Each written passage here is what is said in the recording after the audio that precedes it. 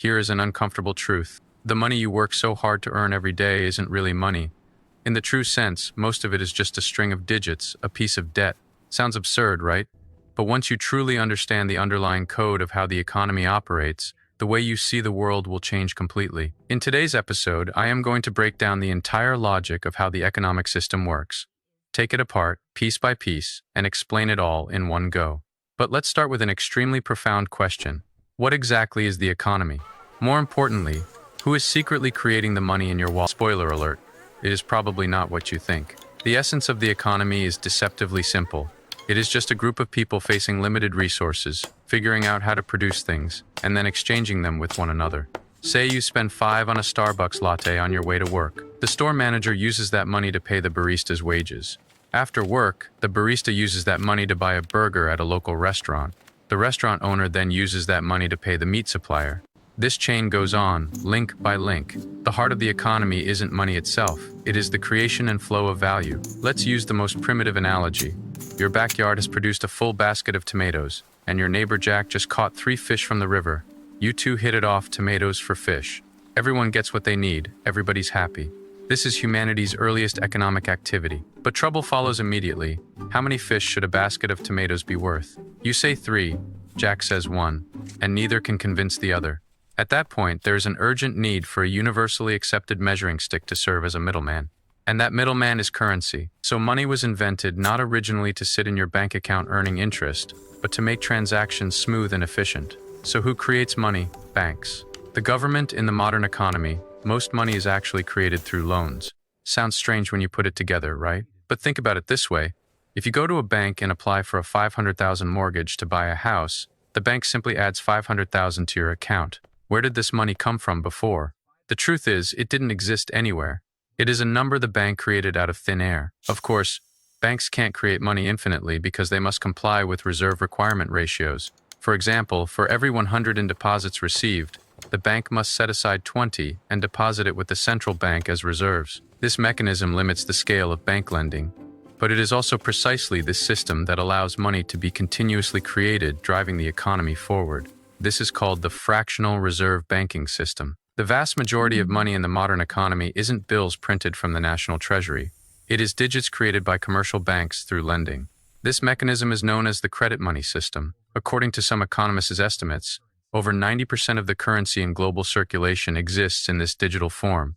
So the money we use daily isn't actually cash printed in the national treasury.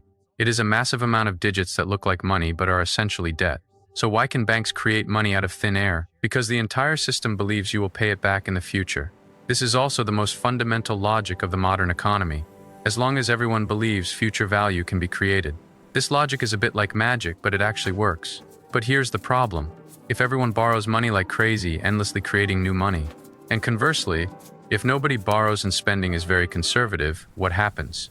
That becomes an economic recession. Think of the economy as a barbecue grill in your backyard. If the fire is too hot, the meat gets burned. That is inflation. If the fire is too low, the food stays raw. That is recession. And who is the grill master adjusting the heat? The government and the central bank. What can the government do? It can spend money on infrastructure, issue subsidies, distribute consumer vouchers, pump money into the market. It controls interest rates. Interest rates are the cost of borrowing money. When rates are low, borrowing is cheap. So people take out loans to buy houses and cars, invest, and the economy becomes vibrant. When rates are high, borrowing becomes expensive. So when the central bank raises or lowers interest rates, it is adjusting the breathing rhythm of the entire economy. But all these tools come with one prerequisite. People need to have confidence. You might think, wow, does confidence really count as economics? Absolutely. Confidence is the most valuable yet most easily overlooked economic resource. For example, you hear a rumor that your company might be laying people off. Panic sets in, you immediately cancel your plan to buy a new Tesla. Because you and thousands of others stop spending, the automaker doesn't get orders and is forced to actually lay people off. A simple rumor just created a real economic winter. This is called a self-fulfilling prophecy. You see, the economy isn't rational, it is emotional.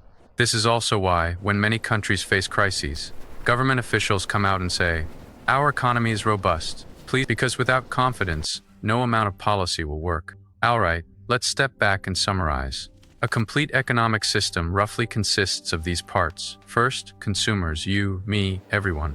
responsible for buying things and determining market direction. Second, businesses producing goods and services, hiring people, paying wages. Third, the financial system, providing the flow of capital, transferring money from those who have it to those who need it. Fourth, the government, setting the rules of the game using taxation for resource redistribution. Fifth, the central bank, controlling interest rates, regulating inflation and unemployment. Sixth, international trade, exchange and competition between different countries. These systems are interconnected, forming a complex but patterned economic ecosystem. You might want to ask, so where does economic growth actually come from? Why does GDP chase growth year after year? Economic growth simply means that total value we produce each year has increased. This typically comes from three areas. First, population growth, more people working and consuming. Second, third, innovation, creating new demand, such as smartphones and AI. But if the economy keeps growing, won't resources run out?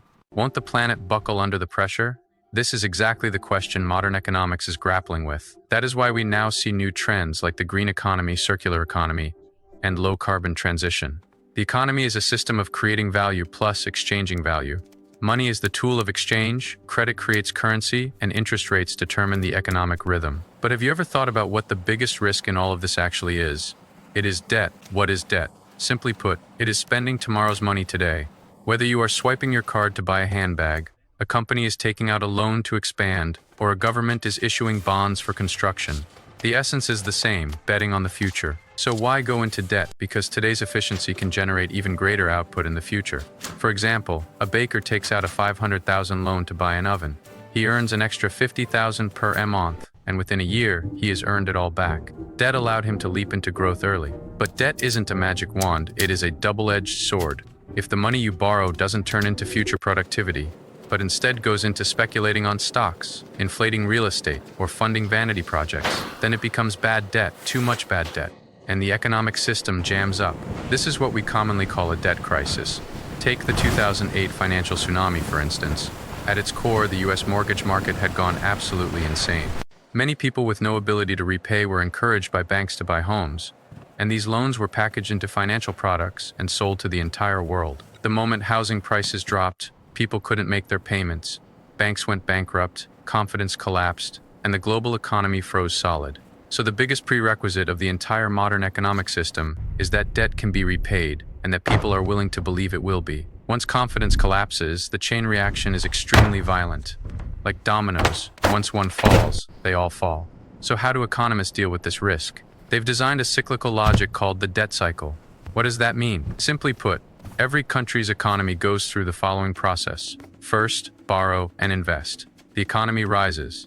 Expansion phase. Second, debt increases. Inflation heats up. Peak phase. Third, interest rate. Fourth, businesses fail. Unemployment rises. Recession phase. Fifth, government stimulates. Central bank cuts rates. Recovery phase. Sixth, a new round of expansion begins. This is the economic cycle. It doesn't always follow the script exactly, but this logic has shaped the global economy for the past 100 years. At this point, you might want to ask an even more direct question. Why do I work so hard but still feel like I am getting poorer and poorer? This brings us to a key term, wealth inequality. Have you noticed that in major cities like New York or London, asset prices often rise far faster than ordinary people's wages? This causes the wealth of the rich, those who own multiple properties, to balloon rapidly. Meanwhile, hardworking millennials and Gen Z find that the dream of buying their first home is drifting further and further away. Why does this happen? Because asset-driven inflation far outpaces wage growth. What does that mean? Suppose the central bank prints a lot of money and pumps it into the market, but the money doesn't flow into ordinary people's pockets. Instead, it gets scooped up by big corporations to speculate on real estate and stocks. So housing prices go up, stock prices go up, but your salary doesn't budge. And if you don't own these assets, you are essentially standing behind the starting line watching everyone else take off. This is why young people in many countries have become increasingly anxious in recent years. Because what they see isn't hope, but a gap that keeps widening. What is even more brutal is that wealth accumulates automatically. The rich have assets, and assets appreciate. The poor have no assets and can only rely on labor, and labor is easily replaced by AI or machines. This creates a structural trap. So yes, but it is difficult. Governments typically do two things. First, tax-based redistribution. For example, imposing higher taxes on high earners and subsidizing low-income families. Second, investing in public services, such as education, healthcare, but these measures are often controversial. Tax too heavily, and businesses flee. Provide too much welfare, and the budget explodes. This is the greatest challenge modern societies face: how to find the balance between efficiency and fairness. And you might ask yet another question: since the economy is cyclical and crises are inevitable, is there some ultimate risk? Yes. And its name is one you've definitely heard. Inflation. You might think, oh, it is just prices going up, right? I'll just skip a cup of coffee. But in reality, inflation is an invisible mouse eating away at your savings. You work so hard to save 100,000 and 5 years later, it might only have 90,000 in purchasing power. If the government prints too much money, or war disrupts supply chains, or global confidence collapses, inflation can spiral out of control. A severe example: in 1920s Germany, the price of bread could increase tenfold in a single day. People used wheelbarrows full of cash just to buy groceries. But wait, is all inflation bad? Actually, no.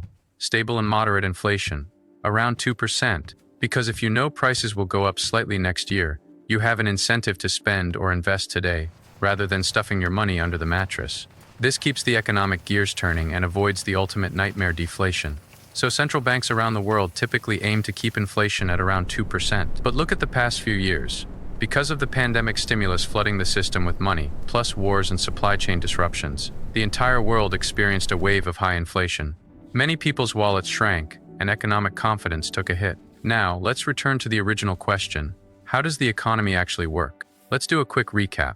First, the essence of the economy is production plus exchange. Second, money is the medium of value, but most money is actually debt. Third, fourth, the government and central bank are the chefs adjusting the heat. Fifth, debt drives growth but can also trigger crises. Sixth, wealth inequality is the result of asset prices decoupling from wages.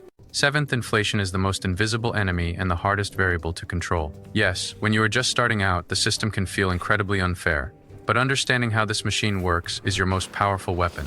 As long as people exist, there will be desire, fear, greed, and hope. And these are the true hidden engines that keep the entire economic system turning. You don't need to become an economist, but as long as you understand this logic and know the rules of the game, you'll no longer be someone the game plays. You'll be clearer than 90% of people about how this world actually works. You can't control the direction of macroeconomic winds, but once you understand the system, you can learn how to adjust your own sails. If banks are legally allowed to create money out of thin air simply by punching a few numbers into a computer, then why does my mobile banking app crash when I try to add a few extra zeros to my balance? Let me know your thoughts in the comments.